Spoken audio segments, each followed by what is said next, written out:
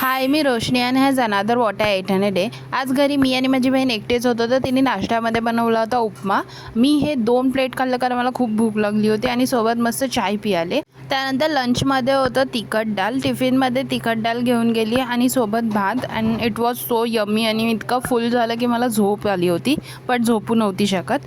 त्यानंतर इव्हनिंगमध्ये मी खाल्लं हे बनाना चिप्स नॉईसचे. नंतर रात्री जेवणामध्ये खूप प्रकार होतं. हे चिकनचं कालवण होतं, त्यानंतर भरलेली कारली आणि त्यानंतर होतं हे सुक्कं चिकन आणि ही होती काटल्याची पिवली भाजी आणि दुपारी बनवलेली तिखट डाळ, त्यानंतर पिवली डाळ आणि ही काटल्याची लाल भाजी जी ऑलमोस्ट संपली होती मी शूट करेपर्यंत. बस. आणि हे सर्व इतकं आणि सोबत मी पापड घेतले खायला. त्यानंतर स्वीटमध्ये मी खाल्लं हे कॅरमेल कस्टर्ड. मला ना हे असं प्लेटमध्ये टाकून खायला खूप आवडतं.